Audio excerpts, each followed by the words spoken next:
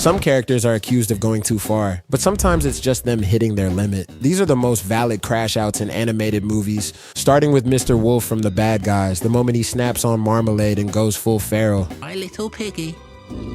You little pouchy cheeks I'll kill you! This one hits different when you realize what Wolf was actually trying to do. Wolf wasn't faking being good. He genuinely wanted to change. For the first time in his life, he thought maybe he didn't have to be the villain everyone expected him to be. He believed in it. He trusted Marmalade. He put everything on the line because he truly thought someone finally saw him as more than just the big bad wolf. And Marmalade didn't just betray him, he humiliated him. Wolf's entire arc is about fighting the assumption that he's a villain. Society sees a wolf and immediately sees a criminal. It doesn't matter what he does. And for once, he tried to prove them wrong. He did the right thing. He chose to be good. And that choice is exactly what Marmalade used to destroy him. Marmalade frames Wolf so perfectly that everyone instantly believes it. Of course they do. He's a big bad wolf. They were waiting for him to mess up. And the worst part is Marmalade isn't just evil. He's smug about it. He enjoys watching Wolf realize the truth. He enjoys watching him break. That's what pushes Wolf over the edge. Because it's one thing to be betrayed, it's another thing entirely to be betrayed by someone who takes pleasure in it. So when Wolf snaps and lunges at him, it's not just anger, it's years of being judged, years of trying to be better, and years of realizing the system was never gonna let him win, exploding all at once. Wolf's crash out wasn't a relapse. It was the natural response to being punished for doing the right thing. Think about it. Your whole life, people judge you. They say you're dangerous, that you can't be trusted, and that you're a lost cause. Then someone comes along and makes you believe you can change, that you can be better than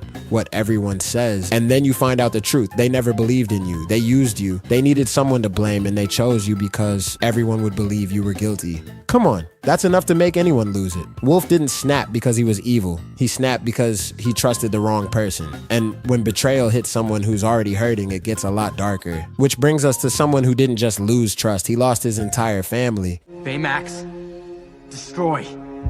It was at this moment that he knew.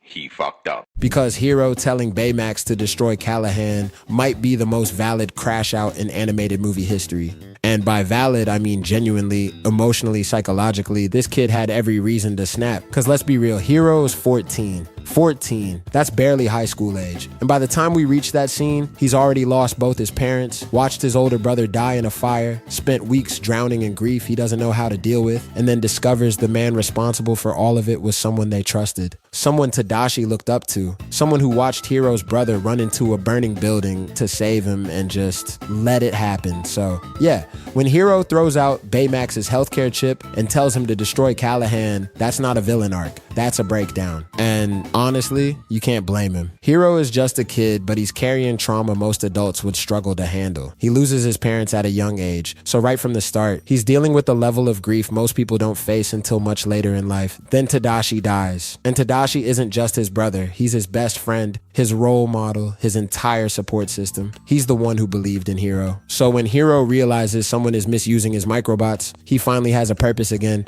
to uncover the truth behind the accident. Except when he gets those answers, it's far worse than he imagined. Because the person behind it all isn't some random villain, it's Callahan. Professor Callahan, the man Tadashi admired, the mentor who inspired him, the person Tadashi ran into a burning building to save. So when Hero learns the truth, that betrayal hits different. Tadashi didn't die in a random accident. He died saving the man who caused the fire, the man who staged the entire thing to fake his own death and steal Hero's invention. That means Tadashi's death wasn't just a tragedy, it was a waste. He died for someone who didn't deserve it in the first place. But what really makes Hero snap isn't just discovering Callahan is alive. It's what Callahan says when Hero confronts him. Went in there to save you. That was his mistake.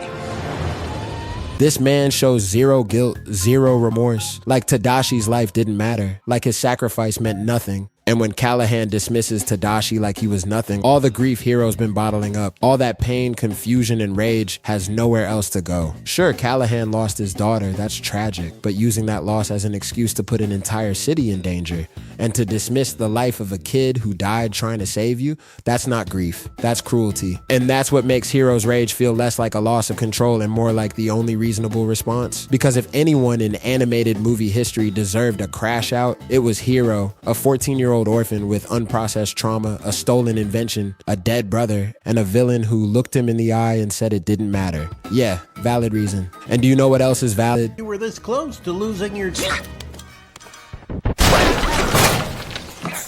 Bob throwing his boss through a wall because he had it coming. Bob's entire identity was taken from him. Being a superhero wasn't just a job, it was who he was. Saving people gave his life meaning, and then the world made it illegal. Imagine being the best at something you were born to do, and then society just bans it and tells you to figure something else out with your life. That's Bob's life after the superhero relocation program. So instead of saving lives, he's stuck working in an insurance company, which is already depressing. But it's not just insurance, it's a system designed to deny people help. His job is to find reasons not to cover claims, to actively screw over vulnerable people. He goes from pulling people out of burning buildings to telling them their medical bills won't be covered, and Bob tries to make it work. He even risks his job to help that old lady navigate the system so she doesn't lose everything. Because deep down, he's still a hero. He can't turn it off. But his boss is the total opposite. His boss represents everything wrong with the system. He's not just enforcing policy, he's cruel about it. He pressures Bob to follow procedures that hurt people instead of helping them. Then comes the breaking point.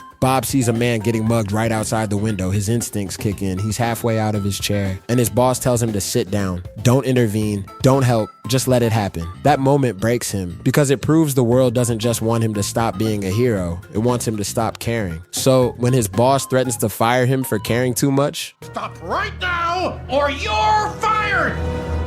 Bob snaps. 15 years of suppressed strength, suppressed purpose, suppressed identity, all of it comes out in one throw. And honestly, he's lucky Bob only threw him through a wall and not out the window. Speaking of luck, May from Turning Red hasn't had much of it ever since she discovers she can transform into a red panda whenever she loses control of her emotions. And her crash out at Tyler's birthday party.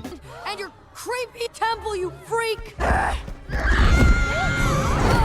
Is a direct result of that. I'm not saying turning into a giant red panda and terrorizing a kid at his own birthday party is the ideal response, but let's actually break down what led to that moment. Tyler wasn't just teasing her. He directly insults her family and her heritage, and that's intentional. That's meant to hurt. And let's not forget, he's been a bully the entire movie. He mocks May, embarrasses her in class, and makes fun of her at every opportunity. He's not some innocent kid. He literally blackmails her into showing up to his birthday party as the panda, holding the fact that he didn't tell her mom about the concert money she's raising at school. By the time May finds out the concert is on the same night as a family ritual her mom has been planning, she's already emotionally maxed out. Imagine being a teenager with an uncontrollable ability to turn into a giant red panda, juggling your mom's expectations, your friends' plans, and a full-on identity crisis while working nonstop to raise money for a concert. Then you're forced to attend the birthday party of the kid you hate most, only to realize the entire plan you and your friends worked toward is about to fall apart. And on top of all that, the same bully decides to mock your family in front of a crowd.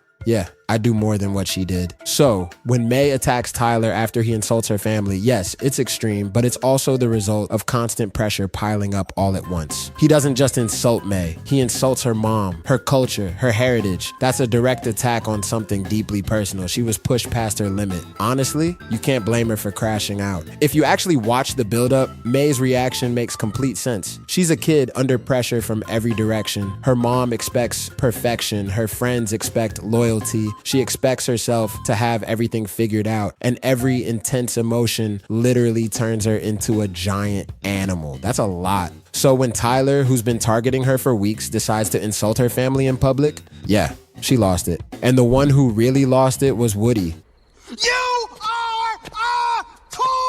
His meltdown at the gas station might be one of the most emotionally justified breakdowns in animated movie history. When you really look at what led to this moment, it's clear Woody doesn't snap at Buzz just because he's the new favorite toy, although that is part of it. He breaks because he's overwhelmed by jealousy, fear, and desperation right in the middle of an identity crisis. Think about it. For years, Woody has been Andy's favorite. That isn't just a perk, it's his entire sense of self. It gives him value and purpose. He's the leader of the toys, the one Andy loves most, the one who gets to sleep on the bed. So when Buzz shows up and takes that away, Woody doesn't just feel replaced. He feels like he no longer matters. Meanwhile, Buzz is living in a complete alternate reality. He genuinely believes he's a real space ranger on a mission to save the galaxy. He's delusional and everyone else is just entertained by it. Woody sees this clearly. And yeah, Woody shouldn't have tried to knock Buzz behind the desk, but when Buzz gets knocked out the window, it makes everything worse. To the other toys, Woody doesn't just look jealous, he looks guilty. They think he did it on purpose. Everything falls apart at once. And on top of all that, Woody still has to go find Buzz to prove his his innocence. By the time they reach the gas station, Woody has been running on pure stress and anxiety for almost an entire day. He's been accused of murder by his friends, he's been separated from Andy, and now he's stuck with the one toy who caused all of this. And Buzz isn't helping. Because of you, the security of this entire universe is in jeopardy.